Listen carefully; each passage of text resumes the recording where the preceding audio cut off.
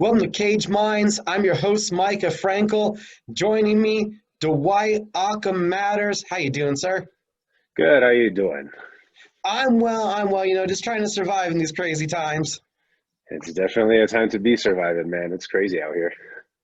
So we're talking to Dwight Jackson Wink, amateur heavyweight, November 20th, Davenport, Iowa, Cage Aggression 29 heavyweight title fight. So let's start there.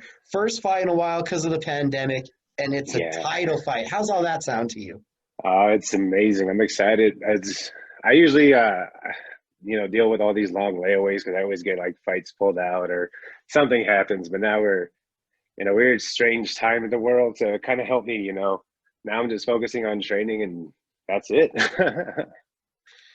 I think it was the beginning of the year. LFA, was that the last time you got Yeah. to compete? That was the last time I got to compete. That was what, January 17th or something like that. So almost it's been a while. So from there, how's the year been? What's it been like for you? It's been good. I've learned a lot of survival skills. I've just kind of been focusing on just training and making sure that I'm able to live in these times that we're in. Not been working and just been having fun with the training. I mean, training at Jackson's obviously has been really fun. We have such a great squad right now too, especially in the heavyweight division. I've been going back and forth from here to California to visit my family and just been able to relax a lot and get my mind clear on a lot of things. Start off with the training. What's that been like, and how has the pandemic Yeah. affected your schedule? It hasn't really affected us as much. I mean, we all have a little group of people that will go out there and train, and we all like, get together, we'll message, be like, hey, you guys want to get some light sparring in? You want to get some drilling in? Luckily, I live in New Mexico. Albuquerque has amazing foothills. My cardio has been great. I've been focusing a lot on running. I'm still running a lot with the dogs out in NM Dog. So it's been fun working on cardio and just, having fun with it, having fun being able to train with people that are still in the hustle, still trying to get in contracts with fights. We have a lot of people coming out of Jackson's right now, especially in the heavyweight division. It's been killer. It's been a lot of fun. Yeah, what's that been like for you in particularly? I know that Davion fought just a couple months ago, and I believe he's Yeah, getting ready for another one. Unfortunately, didn't come out victorious, but Maurice was just in action last weekend. right. So you guys have been active as a team. Yeah, we've it's been definitely active. We've been doing a lot of group trainings, so it's been fun. Like we have all those killers, like you said, Davion, Christian. We have Maurice Green, Juan Adams, and all. There's a lot of new upcoming heavyweights too. So it's been fun enjoying the process, man. We've just been over there learning all the things. Luckily, we've been having Greg Jackson and Mike Winklejohn here in our corners, helping us with classes.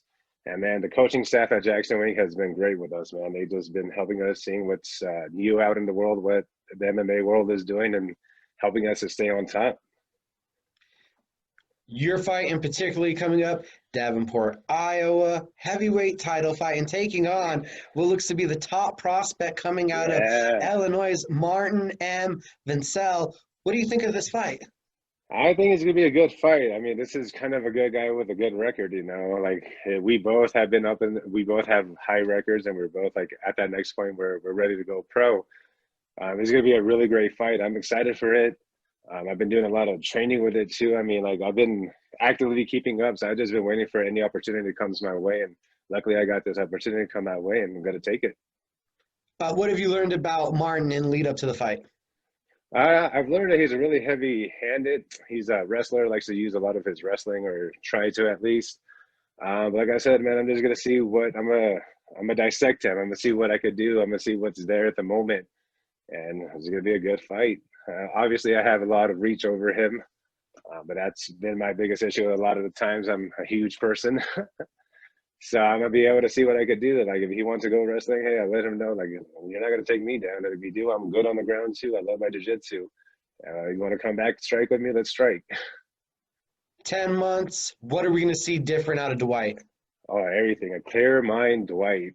Everything's nice and relaxed. I'm having fun with my training. I'm having a good, clear path of what martial arts is and how to actually engage and do everything that I'm doing. Like everything has a purpose. Everything in martial arts has a purpose, right? Like I'm not just gonna go out there and be like, okay, I gotta go. Like no, I'm gonna be nice and calm and relaxed about this fight. It's not. I realized I've learned a lot since my last fight. What do you think was the biggest lesson taken away? I mean, it's been 10 months, but what was the biggest one from that fight? You just gotta stay calm and be prepared for whatever comes and not expect the unexpected. You know, like I was saying, I was super antsy last time. I had like little to no sleep. I'm not making no excuses, but I had like a lot of things going on, and I realized like, like at the end of the day, when that cage closes, none of that matters, and what's in front of you is what's in front of you, and you just got to fight that.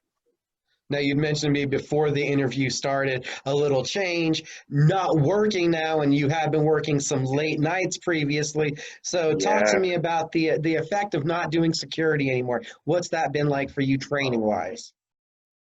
it's been fun. I mean, I'm like beforehand, I was working Friday, Saturday nights, waking up at 6 in the morning because I usually wake up super early.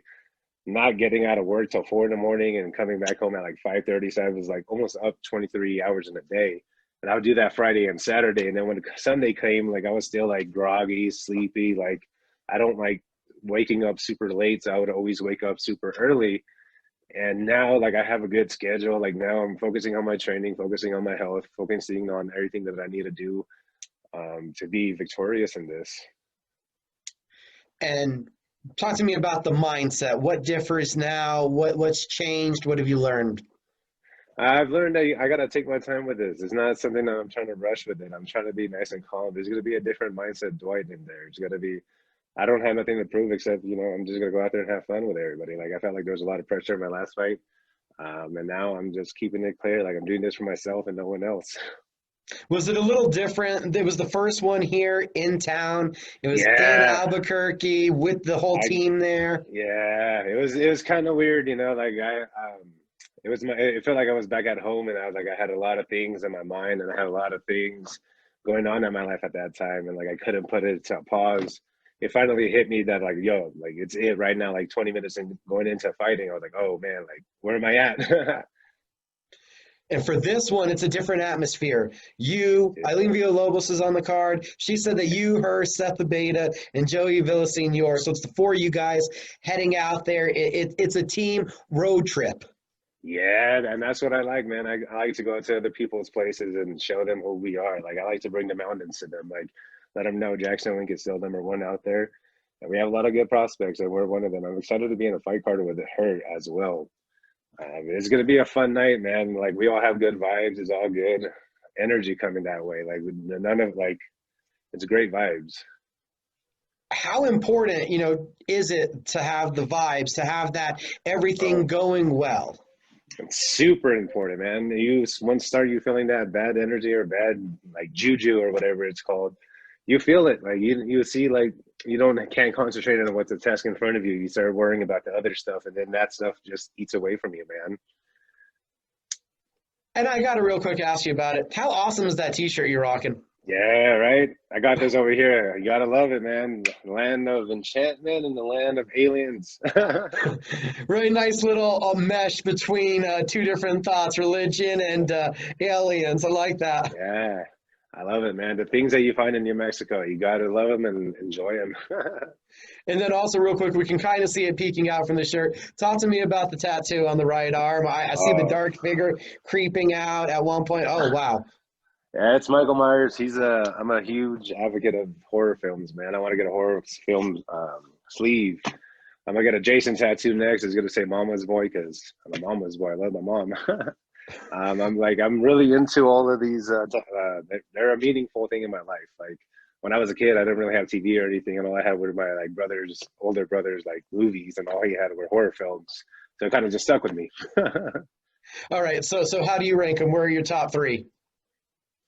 Oh man, my top three. I'm gonna have to. Well, obviously, the first one I got was Michael Myers. My second one is gonna be Leatherface, and then I'm gonna have to go with Jason. I really like the Jason ones. Friday the 13th. Is there I any also. trying to embrace that kind of psycho mindset when you're stepping into the Oh cage? yeah, William Shatner face on. I put my mask on, and I'm ready to go out there and do what I got to do. I mean, I get a lot of my imagination from those movies. So it's everything all about gore, and I love it. How do you make all that come together on November 20th for a title fight on pay-per-view? I mean, that's a big opportunity. I get to show out. I get to be the Michael Myers. I get to go out there and do what I got to do to get that belt, bring it back home, bring it down here, show it off at the Jackson Wink, and then take it back to my mom and give her the prize because she deserves it all. You mentioned to me earlier you've been still traveling, going back home. Yeah. Uh, how big has that been? Still seeing your family, keeping that balance Yeah. between work and family? Oh, it's been fun too. I get to see my family. You know, I've made a huge sacrifice coming out here by myself. I don't have anyone out here, so I do tend to miss them a lot. But I mean, we stay in contact. It's a really great relationship I have with them, and going out there is always fun too. I get to go out there, give my body a break from all the training out here, but I still prepare myself too, because like I said, I know anything could happen at any given time. So I go down there and I train with some of my old coaches. So I go out there, have some really good food, have my mom's good cooking. Then I go out there, do some Muay Thai with my good coaches out there, Joe Cherney, and it's been fun, man. I get to train a lot with a lot of all the people that saw me upcoming. Like used to see me, the 300-pound guy. It's 8 years into the journey. How many years is it down here now? This January is going to be my third year coming up here, living here now. So what has that been like assimilating? Because you came out here, you said, by yourself, and now full member of the team. Yeah, man, it's you definitely feel the enchantment, right? As they say, the land of enchantment, and I've definitely felt that here, especially at Jackson League, man. I feel like it's like such a huge family out there right now, and like I said, like all the good vibes are happening. Everything is all coming together. You're seeing everyone around you succeed and win, and then like, why wouldn't you want to be around that, you know? As always, great talking to you, Dwight. Last but not least, did you have people that you needed to thank and shout out to?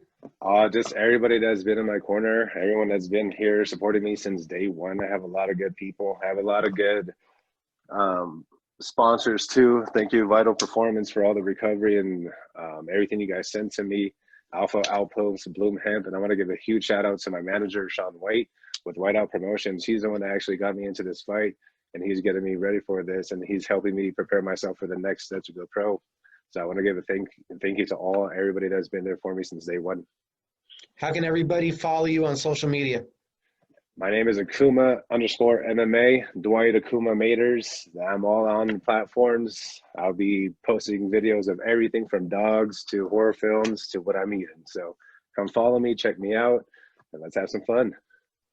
And then for the details on how to watch the fight, everybody go to the Caged Aggression website, Caged Aggression 29. They got 2 days of back-to-back action. Dwight and Eileen are both in action on that first day. The website has the details on how to purchase the pay-per-view. Yep, and you guys select me or Eileen. Let's go get this, and we're going to represent for the 505, and I'll be representing for my back home Bay Area as well. So Bay Area and 505 people, we're on it. Submission. Appreciate you, Dwight. Hey, I appreciate you. Thank you, brother.